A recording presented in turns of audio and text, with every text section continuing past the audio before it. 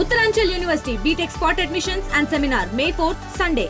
Hotel Shelton, Rajahmundry beside Ramakrishna Theatre, Ayyappa Nagar. Simhachalam Lakshminarasimhaswamy వారి నిజరూప దర్శనం భక్తులు ఎంతో పవిత్రంగా భావించి లక్షలాది మంది వచ్చి దర్శించుకోవటానికి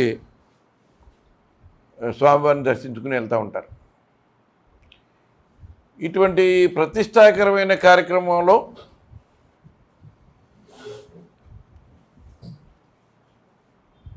మరి గతంలో మరి డిపార్ట్మెంటు కానీ రెవెన్యూ యంత్రాంగం కానీ పోలీస్ యంత్రాంగం కానీ స్వయంగా నేను ఎండోమెంట్ మినిస్టర్గా అక్కడే ఉండి సామాన్య భక్తులకి ఈ 300 రూపాయల టికెట్లు తీసుకున్న వాళ్ళకి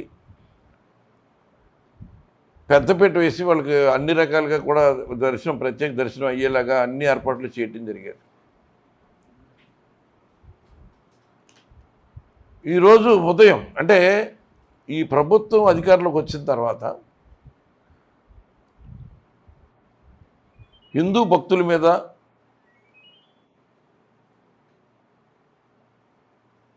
హిందూ ఆలయాల్లో చేస్తున్న ఘోరాలు వాళ్ళ యొక్క స్వార్థం కోసం మరి అక్కడున్న భక్తుల ప్రాణాలని గాలి వదిలేసినట్టుగా మరి బాధ్యతారాహిత్యంగా ఈ ప్రభుత్వం ప్రవర్తించడం అన్నది నిజంగా ఎవరు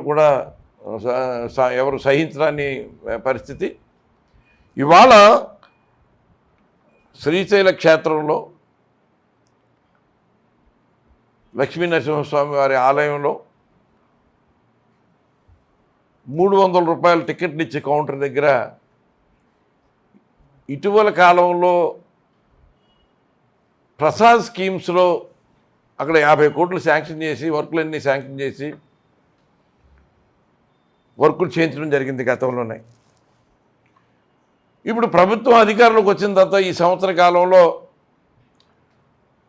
గతంలో ఉన్న టెండర్లను క్యాన్సిల్ చేసేయటం, వాళ్ళకి కావలసిన మనుషుల్ని వాళ్ళకి కావలసిన వ్యక్తుల్ని కాంట్రాక్టులు పెట్టుకుని అంచనాలు పెంచేసి విచ్చలవిడిగా అక్కడ దోపిడీ కార్యక్రమానికి పాల్పడడం అన్నది మనం ఈ సందర్భంగా అన్ని చోట్ల చూస్తూనే ఉన్నాం. అక్కడ జరిగిన నాసిరకమైన పనులు మూలంగా ఇవాళ 7 భక్తులు ప్రాణాలు కోల్పోయారు. ఒకే కుటుంబానికి సంబంధించిన 4 వ్యక్తులు ఒకే కుటుంబానికి సంబంధించిన చనిపోయారు. మన గోదావరి ప్రాంతానికి సంబంధించిన వాళ్ళు 3 మృతుల్లో ఉన్నారని చెప్తా ఉన్నారు. ఇంకెంతమంది ప్రాణాపాయ స్థితిలో ఉన్నారో మనకి మళ్ళీ 1-2 గంటలు కానీ తెలియని పరిస్థితి నెలకొంది. ఇవాళ ఈ శ్రీశైల క్షేత్రంలో అంటే ఈ ప్రభుత్వానికి ఈ పచ్చ మీడియా మాఫియా ఏదైతే ఉందో ఒక రక్షణ కవచంగా పనిచేస్తుందన్న ఒక ధైర్యం, ఏ విపత్తు జరిగినా ఏ ఇబ్బంది జరిగినా మరి దుర్మార్గం జరిగినా కూడా వాళ్ళు ఆల్రెడీ గార్డ్ చేసేస్తారు, కాపాడేస్తారు, వాళ్ళు అడ్డం వేసేస్తారు, ఆ ఇష్యూని డైవర్ట్ చేసేసి ప్రజల అటెన్షన్ని డైవర్ట్ చేసేస్తారన్న ఒక ధైర్యం ఈ మాఫియా మీడియా మాఫియా వాళ్ళు కాపు కాస్తున్నట్టుగా తెలుస్తూ ఉంది. నేను ఎండోమెంట్ మినిస్టర్గా ఉన్నప్పుడు విఐపీలకి లిమిటెడ్గా ఇచ్చి సామాన్య భక్తులకి ఎక్కువ పెద్ద ఎత్తున దర్శనాలు కల్పించి ఏర్పాట్లు చేసాం. ఆ సంవత్సరం అయితే గడిచిన లాస్ట్ ఇయర్ 2023 నేను ఆఖరి 2024కి ఎలక్షన్ కూడా వచ్చేసింది. 22, 23 2 సంవత్సరాలు నేను చేయించడం జరిగింది. పెద్ద ఎత్తున 1,50,000-1,60,000 మంది భక్తులు ఎంతో సంతోషంగా అక్కడ దర్శనం చేసుకుని ఎప్పుడు ఇటువంటి ఏర్పాట్లు జరగలేదు, ఇంత బాగా చేయించారని సామాన్య భక్తులు అందరూ చెప్తున్నారు. భక్తుల మనోభావాలు దెబ్బతిన్నాయన్న దానికి ఏదో ఒక డైవర్షన్ తీసుకొచ్చి అది భక్తుల మనోభావాలకి మైండ్లోకి వెళ్లకుండా చేసే ప్రయత్నమే చేశారు తప్ప దాని మీద విచారణ కానీ ఎందుకు చనిపోయారన్నారు కానీ పోస్ట్మార్టం రిపోర్ట్లో పరిస్థితి కానీ ఈ సాక్షాత్తు శ్రీ మహావిష్ణువు అవతారమని భక్తులు ఎంతో భక్తి భావంతో శ్రీకూర్మం వెళ్ళి అక్కడ దర్శనం చేసుకునే పరిస్థితి. ఇటీవల నేను కూడా శ్రీకూర్మంలో మొన్న దర్శనం చేసుకుని మరి వచ్చాను. మరి ఇవాళ తిరుమల గోశాలలో 3 నెలల కాలంలో 100 గోవులు చనిపోతే అది ప్రజల దృష్టికి వస్తే దాన్ని డైవర్ట్ చేసే ప్రయత్నం చేసి ఇంట్లో మనుషులు చనిపోరా, గోవులు చచ్చిపోతే ఎందుకు మీరు అంత గగ్గోలు పెడతారని సాక్షాత్తు టీటీడీ చైర్మన్ కామెంట్ చేసంటే ఈ ప్రభుత్వంలో మీడియా మాఫియాకి తప్ప ప్రజలకు ఎక్కడ స్థానం లేదా? భక్తులకి ఎక్కడ మనోభావాలు దెబ్బతిన్నా ఏం పర్వాలేదా? సాక్షాత్తు మరి గోమాతని హిందువులందరూ కూడా ఎంతో పూజించే పరిస్థితి కదా. గోశాలను ఎందుకు ఏర్పాటు చేస్తాం? ఆలయాల్లో ప్రతి ఆలయంలోనూ గోశాలలో ఎందుకు మెయింటైన్ చేస్తున్నాం? ఆ గోవులు ఆరోగ్యాన్ని ఎందుకు పరిరక్షించి ఏర్పాటు చేస్తున్నాం? వాటికి మేత పౌడర్ అన్నీ ఎందుకు ఏర్పాటు చేస్తున్నాం? ఎక్కడ చూసినా దానికి సంరక్షణ కోసం ఈ వెటర్నరీ డాక్టర్లని ప్రతి వారానికి 2 సార్లు 3 సార్లు వెళ్ళి వాటి ఆరోగ్యం పరిరక్షించమని ఎందుకు చెప్తున్నాం? అంటే ఇవన్నీ ఎవరో ఈ ప్రభుత్వం పట్టించుకోదా? ఈ ప్రభుత్వానికి ఇవన్నీ అవసరం లేదా? సాక్షాత్తు ఈ రాష్ట్ర ఉప ముఖ్యమంత్రి గారు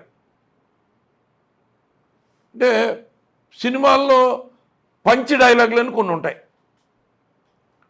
ఆ పంచ్ డైలాగులు ఏంటంటే జనబాహుళ్యంలోకి వచ్చిన తర్వాత కొద్దిగా ఆ నానుడికి అందరూ అటువంటి డైలాగులు వాడతారు. ఈయన ప్రతిదాన్ని ఒక పంచ్ డైలాగ్ కింద చెప్పడం అలవాటు చేసుకోవడం తప్ప, ఉద్రేకంతో ఊగిపోవడం తప్ప,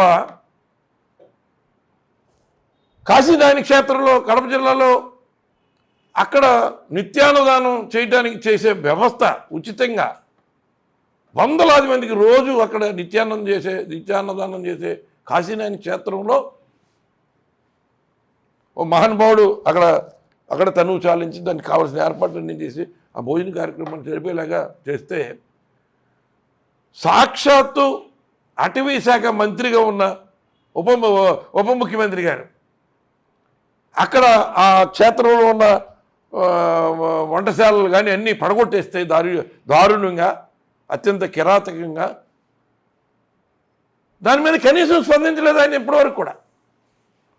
వైఎస్ఆర్ కాంగ్రెస్ పార్టీ అధికారంలో ఉన్నప్పుడు ఈ కాశీనాయని క్షేత్రంలో వేలాది మంది భక్తులు రోజు వస్తారు, ఎంతో స్థలంగా భావిస్తారు. దీన్ని అటవీ శాఖ నుంచి మినహాయించి కేంద్ర ప్రభుత్వం డీనోటిఫై చేసి మాకు ఆర్డర్ ఇవ్వాలి, దీనికి సంబంధించి అటవీ శాఖకి కావాలంటే మేము 1కి 2 రెట్లు భూమి వేరే చోట ఇచ్చి మేము ఎక్కడ పర్యావరణానికి ఇబ్బంది కలగకుండా చేసే ప్రయత్నం చేస్తామని సాక్షాత్ నాటి ముఖ్యమంత్రి శ్రీ వైఎస్ జగన్మోహన్ రెడ్డి గారు మరి కేంద్ర ప్రభుత్వానికి లేఖ రాసి ఆ క్షేత్రాన్ని ఆ కాశీనాయని క్షేత్రాన్ని అటవీ శాఖ నుంచి మినహాయించి వాళ్ళ చేతిలో పెడితే ఎక్కడో మరి ఒక వాలంటరీగా ఒక స్వచ్ఛంద సేవ చేసే ఒక సంస్థగా అక్కడున్న ఆ సంస్థకు అప్పచెప్పాలని ప్రయత్నం చేస్తే ఇవాళ కూటమి ప్రభుత్వంలో అతి దారుణంగా కిరాతకంగా ఇది కూల్చేశారు. మరి ఈ సనాతన హిందూవాది ఏం చేస్తున్నాడు? మెట్లు గడుగుతున్నాడా? ఏ ఆలయంలో మెట్లు గడుగుతాడు? ఇప్పుడు 7 మంది చనిపోయారు. ఈ నెల ఏం మెట్లు గడుగుతున్నాడు? ఇప్పుడు వెళ్ళి ఆ ప్రాణాలు ఎలా తీసుకొస్తాడు? మరిన్ని వీడియోస్ కోసం ఛానల్ ని సబ్స్క్రైబ్ చేయండి. లేటెస్ట్ అప్డేట్స్ కోసం వాట్సాప్ ఛానల్ ని ఫాలో అవ్వండి. ఆ లింక్ డిస్క్రిప్షన్ లో ఉంది.